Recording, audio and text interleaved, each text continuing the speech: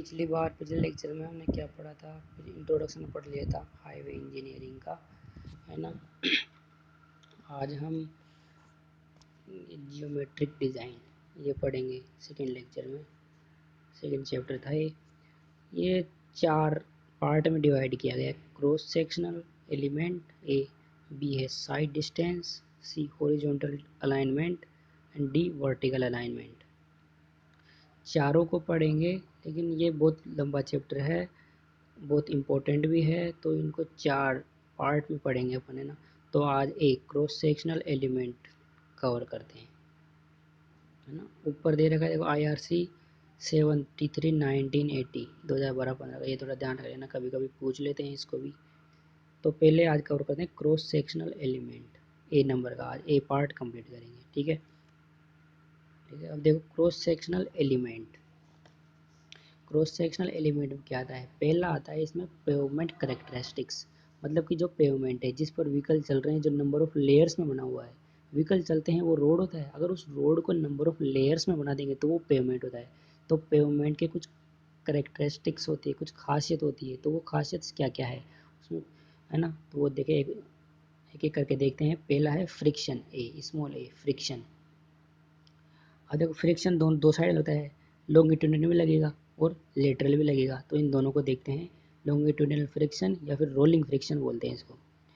देखो पॉइंट, इससे अगला पॉइंट देखो, friction generated in longitudinal direction is called longitudinal friction, है ना। It's supports movement of vehicle, जो व्हीकल का मूवमेंट होता है उसको ये सपोर्ट करता है आगे बढ़ने से। जैसे कोई भी व्हीकल चलेगा तो ये लेटरल फ्रिक्शन होता है, लेटरल के लॉन्गिट्यूडिनल फ्रिक्शन होता है, इसके कारण ही व्हीकल चलता है। नहीं तो अगर ये जीरो कर दिया जाए फ्रिक्शन तो व्हीकल चलेगा नहीं, वहीं स्लिप होता रहेगा, ठीक है ना। तो IRC के हिसाब से जो इंडियन रोड कांग्रेस है जिसका स्टेब्लिशमेंट हुआ था, है ना, उसका IRC का स्टेब्लिशमेंट कब हुआ था पता है क्या, 1934। IRC 1934 में बना था। उसके द्वारा उसने क्या है कि हर चीज़ का बता रखा है कि कितना क्या होना चाहिए, लॉन्गिट्यूडिनल फ्रिक्शन कितना होना है, सब कुछ IRC ने बता रखा है। तो जो IRC के हिसाब से longitudinal friction F lateral, F longitudinal होता है, होना चाहिए 0.35 to 0.40। इसको याद रखना, ये बहुत ज़्यादा पूछा जाता है, ठीक है ना। इसको लिख लो, जो भी ये फॉर्मूले वगैरह आप नोट्स को लिखते भी जाओ इनको, तो वो आपके लिए फ़ायदा रहेगा। बाकी तो सुनोगे और देखते रहो, वो तो है ही, कह रहे ना। बाकी आपके हिसाब से देखो, जो भी अच्छा हो करना, ठीक है ना। तो इसको आप याद रखना, 0.35 से 0.40 होता है ये लॉन्गिट्यूडिनल फ्रिक्शन, ठीक है। अब देखो ये नोट देख लो अगला क्या है। तो coefficient of longitudinal friction F depends upon roughness of surface and area of contact between tyre and road surface. जो लॉन्गिट्यूडिनल फ्रिक्शन है, ये एक तो जो रोड है वो कितना रफ है उस पर, और टायर और रोड के बीच में कितना कॉन्टेक्ट हो रहा है दोनों के, उस पर डिपेंड करता है। देखो जितनी ज़्यादा स्पीड होगी, more the speed of vehicle more the rolling, जितनी ज़्यादा स्पीड होगी उतने ही तेज पहिया रोल करेगा, घूमेगा। तो जितना तेज घूमेगा उतना ही एरिया ऑफ कांटेक्ट कम होगा। अब जितना एरिया ऑफ कांटेक्ट कम होगा उतना ही फ्रिक्शन जनरेट भी कम होगा। तो इसका मतलब क्या है कि जितना ही स्पीड से व्हीकल चलेगा उतना ही कम फ्रिक्शन जनरेट होगा। इसका मतलब कि F longitudinal friction is inversely proportional to speed. ये भी याद रखने की चीज़ है, ये भी आप याद रख लेना कि F longitudinal is directly proportional to 1/स्पीड, ठीक है। अब तीसरा नोट देख लेते हैं, दूसरा सॉरी, ऑन ड्राई पेवमेंट। ये बहुत ज़्यादा पूछा जाता है, इसको बिल्कुल रट लेना आप, 2 बार 3 बार पढ़ो इसको, सेकंड नोट को। On dry pavement old tyre generate more coefficient of friction than new tyre. क्योंकि जो सूखा पेवमेंट होता है उसके अंदर ओल्ड टायर पुराना टायर में ज़्यादा कॉन्टेक्ट, बीच में टायर में रोड में ज़्यादा कॉन्टेक्ट रहेगा, तो ज़्यादा कॉन्टेक्ट रहेगा तो ज़्यादा फ्रिक्शन जनरेट होगा, तो कोफिशिएंट फ्रिक्शन ज़्यादा होता है न्यू टायर के मुकाबले, क्योंकि न्यू टायर में जो हुक निकले हुए होते हैं टायर्स में, तो उनके कारण फ्रिक्शन कम होता है। How your condition is reversed, लेकिन अगर वेट होगा, अगर पेवमेंट वेट गीला है तो उसके अंदर जो हुक निकले होते हैं नए टायर में वो ज़्यादा फ्रिक्शन जनरेट करेंगे, एंड जो पुराना टायर है जिसके अंदर हुक नहीं है, ज़्यादा कॉन्टेक्ट है, वो स्लिप मारेगा वेट पेवमेंट में। तो ये थोड़ा ध्यान रखना है ना, इसको पढ़ लो समझ आ जाएगा थोड़ा, है ना। मैंने समझाया वो सुनो और पढ़ लेना, ये समझ आएगा, ये ध्यान भी रखना बहुत ज़्यादा इंपॉर्टेंट है। अब आता है लेटरल कोफिशिएंट ऑफ फ्रिक्शन। अब इसको देख लेते हैं क्या होता है। तो friction generated in lateral direction due to lateral force on vehicle called lateral friction. Lateral friction vehicle को रोड पे से अगल बगल में उतरने से बचाता है। अगर ये लेटरल फ्रिक्शन नहीं हो रोड में तो व्हीकल इधर उधर निकल जाए, सामने चलता चलता इधर उधर निकल जाए रोड से, तो उसको बचाने के लिए लेटरल फ्रिक्शन यूज करते हैं। एग्जाम्पल देखो, on curve centrifugal force generated in lateral direction which is resisted by lateral friction। सही है। जो आगे पढ़ेंगे, जो कर्व होता है, हॉरिजॉन्टल कर्व, ट्रांजिशन कर्व, इनके ऊपर जो व्हीकल चलता है तो बाहर की साइड एक सेंट्रीफ्यूगल फोर्स लगता है, उसको उसका रेजिस्टेंस यही है, लेटरल कोएफिशिएंट ऑफ फ्रिक्शन ही है। ठीक है, वो आगे चलेंगे थोड़ा डिटेल में पढ़ेंगे, समझ आ जाएगा। अभी जो बता रहा हूँ वो पढ़ते रहो। आईआरसी के हिसाब से लेटरल फ्रिक्शन की वैल्यू होती है 0.15, मैक्सिमम वैल्यू है 0.15 is the maximum value of lateral friction. ठीक है, इसको लिख लो, याद रखना, बिल्कुल बहुत इंपॉर्टेंट है, बहुत जगह यूज आएगी। ठीक है, एक करेक्टरिस्टिक पढ़ लिए। अब भी आता है स्किड एंड स्लिप। सेकेंड आता है स्किड एंड स्लिप।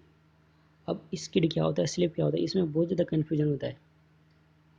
हम जब गाड़ी को स्टार्ट कर रहे हैं तो सबसे पहले हम रेस, जोर से रेस लगा देंगे, तो जो शुरू शुरू में जो रेस लगाते हैं उसको बोलते हैं स्लिप। लेकिन हम सोचते क्या है कि गाड़ी चल रही है और गाड़ी चलते चलते हम ब्रेक लगाते हैं, जब वो स्लिप होती है उसको स्लिप बोलते हैं, उसको स्किड बोलते हैं। तो देखो, ड्यूरिंग ब्रेक, ब्रेक के दौरान जो भी हो, ब्रेक लगाते टाइम अगर गाड़ी स्लिप होएगी तो वो स्किड होता है। और स्लिप क्या होता है, ड्यूरिंग एक्सेलरेशन, आप रेस, गाड़ी खड़ी है और उसमें आपने एक साथ ही बहुत ज़्यादा रेस लगा दी, तो पहिया एक ही जब घूम जाएगा, गाड़ी बाद में चलेगी, पहले पहिया घूमेगा, तो वो है स्लिप। ठीक है, तो ये देख लो आप, जिसके translation greater than rotation, skid के अंदर। दो, अब जो स्लिप होती है वो होता है ट्रांसलेशन लेस देन रोटेशन। ठीक है, समझ आ गया ये तो। ठीक है, अब नोट देखते हैं अगला। Due to application of brake if rotation is stop then it is known as pure skid. ठीक है, और एनी कंडीशन, अगला पॉइंट है, any condition in which translation stop but wheel is rotating is known as pure slip. ठीक है, ये थोड़ा देखो, आप समझो इसको, जब समझ आएगी, बोलने समझ नहीं आएगा, आप इसको देखो, दो चार बार लिखो कहीं पे, तो ये समझ आने लग जाएगा थोड़ा सा। ठीक है ना, जहाँ भी कोई दिक्कत होती है वीडियो को आप पॉज करके और फिर उसको देख लेना, समझ लेना थोड़ा सा। ठीक है, अगला आता है rightly friction. Black pavement has no glare effect at a day time but poor visibility at night time. जो ब्लैक पेवमेंट होता है वो रात को चमक देता है, रात को चलने में थोड़ी परेशानी देता है, दिन के अंदर दिस इज गुड। बट जो वाइट पेवमेंट है, सेकंड पॉइंट है, white road has good visibility at night time but it create glare at day time. और जो वाइट पेवमेंट होता है वो रात में तो बढ़िया होता है, बट नाइट के अंदर थोड़ा देता है ना, ये पढ़ लेना आप, ये ज़्यादा इंपॉर्टेंट, लेकिन आ जाता है कभी कभी। और तीसरा पॉइंट है, considering both white pavement is best for light reflection point of view. ठीक है, ये पढ़ लेना आप थोड़ा सा। अब डी होता है अनइवननेस इंडेक्स, जो अपने इंट्रोडक्शन में मैंने बताया था, बम्प इंटीग्रेटर है ना, ये जो उसने CRI, सेंट्रल रिसर्च उसने किया था ना, CRI मतलब सेंट्रल रोड रिसर्च इंस्टीट्यूट, जो कि 1950 में बना था, है ना, उसने रिसर्च करी थी इसकी बम्प इंटीग्रेटर की। ये क्या होता है bump? It is cumulative vertical undulation sudden rise and fall. Road के अंदर अंदर जो सडन राइज एंड फॉल होते हैं, है ना, खड्डे खड्डे होते हैं, उनको मेजर करता है ये bump integrator BI। It is measured by bump integrator developed by CRI उसके द्वारा बनाया गया था। ठीक है, ये जो बम्प इंटीग्रेटर जो वैल्यू बताता है वो बताता है mm/किलोमीटर में। इसका आप ध्यान रखना है ना थोड़ा, ये बिल्कुल कभी पूछ लेते हैं, वो आता है 1 किलोमीटर में कितना mm हुआ, mm/किलोमीटर। अनइवननेस इंडेक्स एज पर IRC। अब देखो, ये जो मेजरमेंट करता है वो ये वैल्यूज़ है, इनको आप याद रखना, ये पूछ लेता है फॉर्मूले में और ये क्वेश्चंस में बहुत यूज आती है। अनइवननेस अगर 0 से 15 mm/किलोमीटर, देखो ये अनइवननेस इंडेक्स कॉलम दे रखे हैं, फर्स्ट कॉलम में अनइवननेस इंडेक्स mm/किलोमीटर, ये यूनिट है इसकी। अगर ये 0 से 1500 के बीच में है तो पेवमेंट गुड, अच्छा पेवमेंट है। अगर 1500 से 2500 के बीच में, इतनी ज़्यादा हो गई है, फिर भी सेटिस्फैक्ट्री है। अगर 2500 भी क्रॉस कर गया और 3200 के नीचे है तो बेड, उसके लिए रिपेयरिंग की ज़रूरत है। अगर ये 3200 को क्रॉस कर गया अनइवननेस इंडेक्स, देन इसका मतलब है कि दोबारा कंस्ट्रक्ट अनकम्फर्टेबल, बहुत उसमें धचके लगेंगे ड्राइवर को या फिर पैसेंजर को, बहुत अनकम्फर्टेबल फील होगा, तो उसका रिकन्स्ट्रक्शन के लिए बोल देते हैं इसको। ठीक है, अब BI होता है 630 की पावर 1.12, ये फॉर्मूला होता है, इसको याद कर लो, है ना, ये फॉर्मूला होता है, इसको याद कर लो आप। और क्या याद करना है, याद करो इसको। उसमें बी आई क्या होता है, बम्प इंटीग्रेटर वैल्यू mm पर किलोमीटर में, और आया आर आया इंटरनेशनल रफनेस इंडेक्स, इसको याद करो, लिख लो, ठीक है। आगे चलते हैं। अब ये क्वेश्चन है, इस क्वेश्चन को बता देता हूँ कैसे, एक बार मैं पढ़ देता हूँ पेज नंबर 28 पे, है ना, ये पढ़ देता हूँ कौन सा है, 28 क्वेश्चन है ना, क्वेश्चन नंबर 23 है, सॉरी क्वेश्चन नंबर 23, जब पढ़ देता हूँ, है ना, लिख लो आप या तो फिर याद है। इसमें एक आई की वैल्यू बता रखी है, बाकी तो इसमें दे रखा है, इसमें बोल रखा है, क्वेश्चन है, for a good pavement surface of a high speed highway the international roughness index IRI is 2.805 per kilometer. The bump integrator BI in terms of unevenness index is, फिर स्पेस दे रखा है और फिर लिखा है यूनिट पर kilometre, है ना। तो इसमें कुल मिला के क्या निकालना है, बम्प इंटीग्रेटर की वैल्यू निकालनी पर किलोमीटर में। तो फॉर्मूला देखो ये दे रखा है, सिंपल है, बिल्कुल सिंपल है ना। आप क्वेश्चन को देख लो, सॉल्यूशन को देखो, इसमें देखो सॉल्यूशन को, बी आई बराबर 630 आई आर आई की पावर 1.12। अब आई आर आई की वैल्यू दे रखी है, गिवन दे रखी है 2.805, तो उसको यहाँ पुट कर दो, सॉल्यूशन करो, तो आ गया 2000 mm पर किलोमीटर आ गया। सॉल्यूशन करना बताइए सेटिस्फैक्ट्री कंडीशन। अब देखो 2000 आई वैल्यू, अभी 2000 किसके बीच में, 1500 से 2500 के बीच में, देखो 2000 1500 से 2500 के बीच में है सेकंड नंबर, तो ये सेटिस्फैक्ट्री है, मतलब ठीक है, कोई बात नहीं, है ना, है ना। ये नीचे देखो, ये थोड़ा जैसे डब्बे में बता रखा है, ये पोर्ट होल से क्या होता है, रोड के अंदर अंडुलेशंस आ जाते हैं, रोड के अंदर ऐसे ऐसे खड्डे देखेंगे, उनको पोर्ट होल्स बोलते हैं।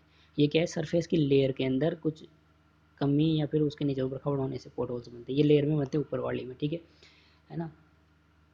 अब सेकंड है केम्बर, पहला पेवमेंट करेक्टरिस्टिक पढ़ लिया, अब दूसरा पढ़ते केम्बर। केम्बर क्या होता है, Camber is a cross slope provided to a straight road by elevating central line of road surface। आपने देखा होगा रोड पे चलते हुए व्हीकल चलाते टाइम रोड बीच में से थोड़ा उठा हुआ रहता है और दोनों साइड से नीचे रहता है, उसको कैम्बर बोलते हैं, है ना। वो क्यों करते हैं, ड्रेनेज प्रोवाइड, जब भी कोई रेनी सीजन हो तो पानी गिरे तो वो वहाँ से निकल जाए, उस पर भरा नहीं रहे। अगर भरा रहेगा तो आपको पता है पेवमेंट जो ये बिटुमिनस का रोड होता है वो वाटर से रिएक्ट करके खराब हो जाता है ना। तो कैम्बर, अगला पॉइंट देखो कैम्बर का, camber is provided for drainage purpose, ठीक है, to allow lateral flow of water from road surface to the drainage. अभी एक डायग्राम आएगा नीचे, उससे पता लग जाएगा टाइप ऑफ कैम्बर। देखो ऐसे रोड उठा हुआ रहता है बीच में से, तीन प्रकार के हम कैम्बर प्रोवाइड कर देते हैं। ए है straight line camber, straight line camber, ये इसकी विड्थ डब्ल्यू है, 1 डिग्री का इसका वो है, मतलब स्ट्रेट है तो 1 डिग्री है, ठीक है।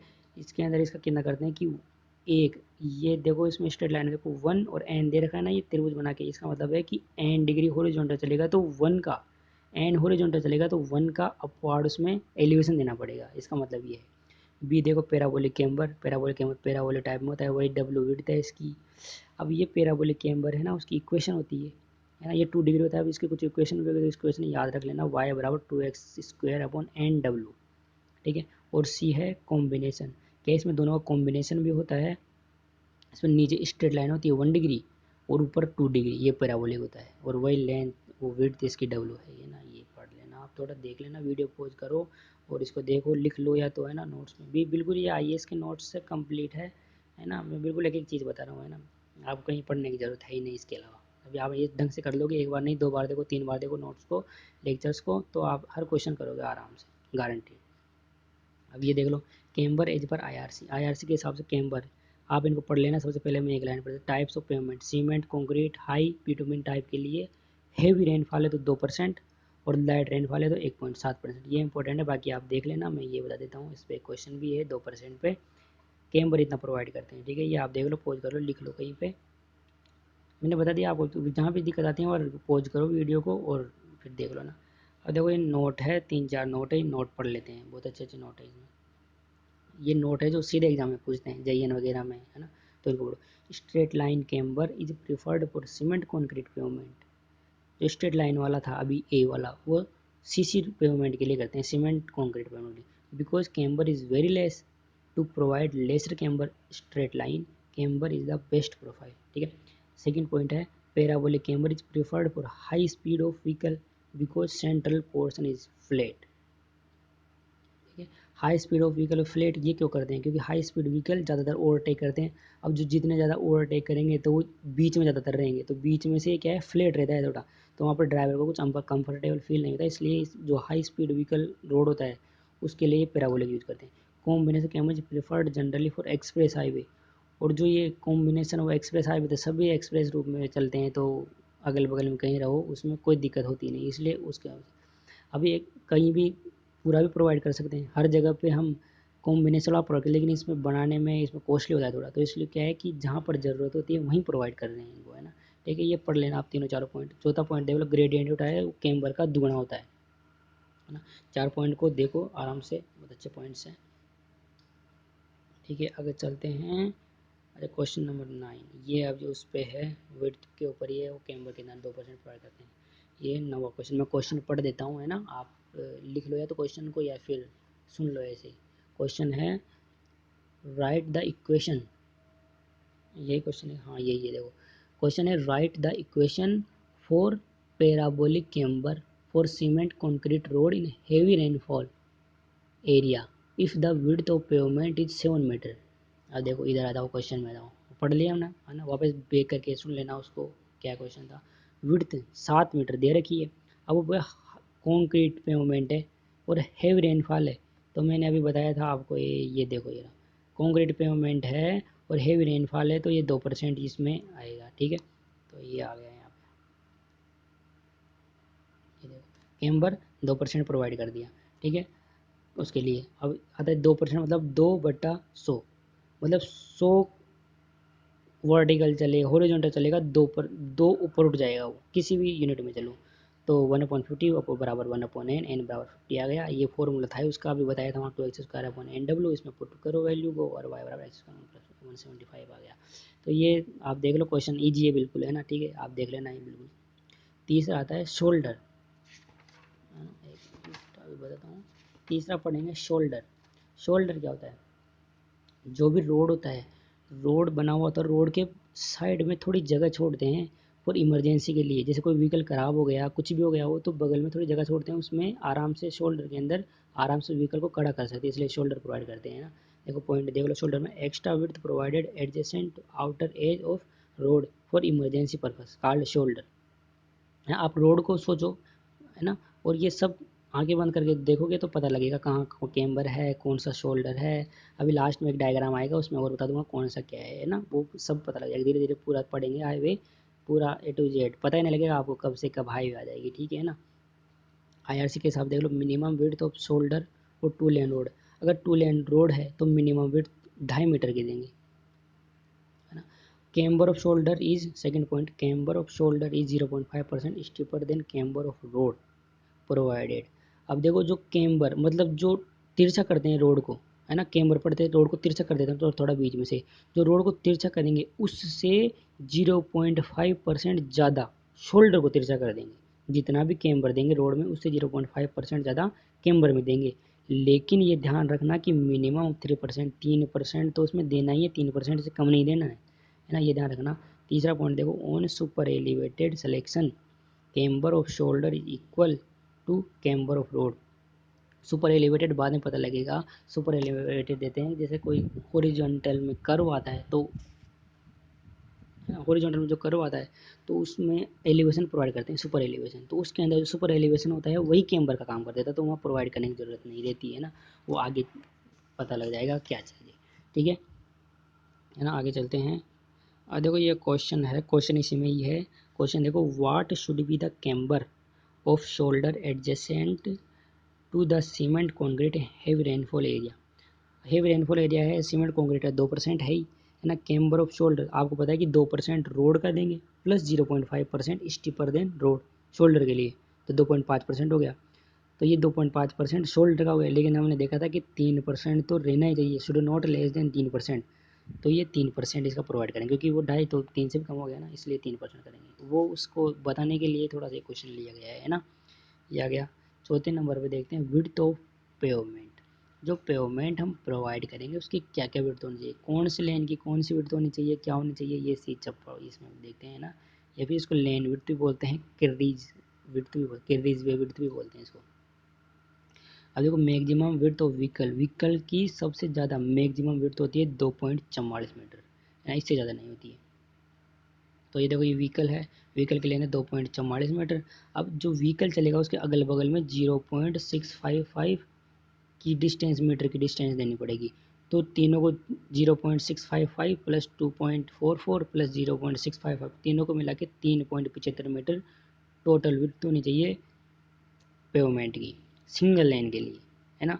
तो अब ये समझाने के लिए आ गया। अब ये टेबल है, इस टेबल को आप पढ़ना, है ना, ये याद भी रखनी है वैल्यू, है ना। जो भी टेबल आ रही है सारी याद रखनी है, एक दो बार पढ़ोगे तो याद हो जाएगी, ठीक है। सिंगल लेन के लिए 3.75 मीटर की विड्थ होनी चाहिए। Two lane without curve 7.0, two lane with curve 7.5। Curve बताएंगे क्या होता है, कर्व बताऊंगा अभी आगे जाके।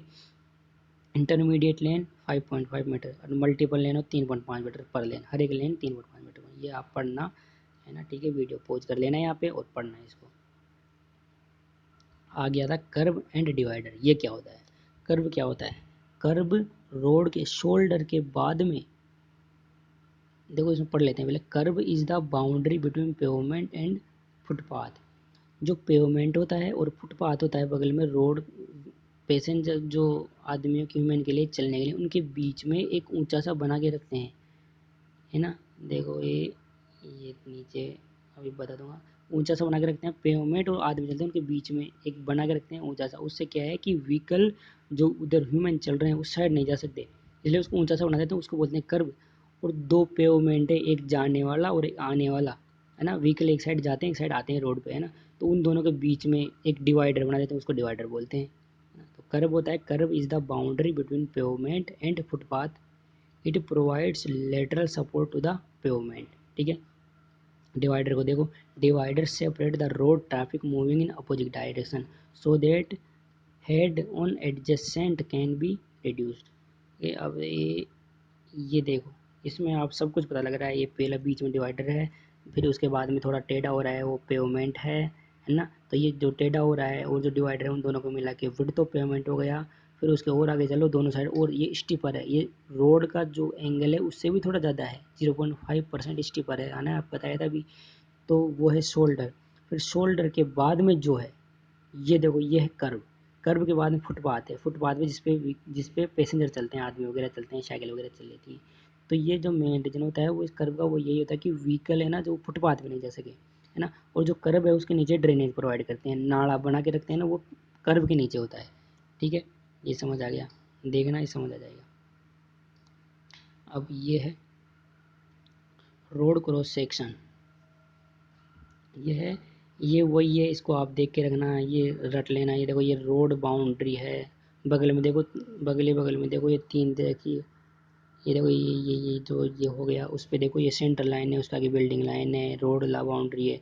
ये रोड बाउंड्री क्या होती है कि यहाँ तक रोड बना हुआ होता है ना, कि यहाँ तक रोड की वो है, ये गवर्नमेंट की जमीन है, यहाँ तक रोड बन सकता है। जो बिल्डिंग लाइन होती है वहाँ तक हम रोड को बढ़ा सकते हैं कभी फ्यूचर में ज़रूरत पड़ी तो, इसलिए ये बिल्डिंग लाइन। तो इससे आगे बिल्डिंग नहीं बना सकते, और उससे आगे होती है कंट्रोल लाइन, है ना। उसके बाद में रोड का कोई मतलब नहीं है, इसलिए तो ये आप पढ़ लेना। ये दोनों देखना, इससे समझ आ जाएगी बहुत सी चीज़ें। एक ये डायग्राम और एक ये डायग्राम, दोनों को देखोगे ना तो पता लग जाएगा क्या है। अब आगे आती है साइड डिस्टेंस। इस साइड डिस्टेंस को अगले लेक्चर में क्लियर करेंगे, है ना। सो मैंने आपको बता दिया, कोई भी दिक्कत हो तो कमेंट बॉक्स में कमेंट करो, चैनल को सब्सक्राइब करो एंड लाइक करो, और जो भी करना है करो, उठापटक करो इसकी। और बाकी बहुत अच्छा पढ़ेंगे आगे, बिल्कुल। हाईवे कब समझ आ जाएगी, हाईवे सर्वे सोम सब कुछ पढ़ेंगे, टोटल A to Z हर एक सब पढ़ेंगे। ये नोट्स पूरे मेरे द्वारा लिखे गए हैं, और IAS के बिल्कुल एक एक चीज़ को समझा गया है, और कोई दिक्कत नहीं है, बिल्कुल आप आराम से नो टेंशन होकर पढ़ सकते हैं, ठीक है। So thank you. कल साइड डिस्टेंस पढ़ेंगे, सेकंड पार्ट ज्योमेट्रिक डिज़ाइन का, ठीक है।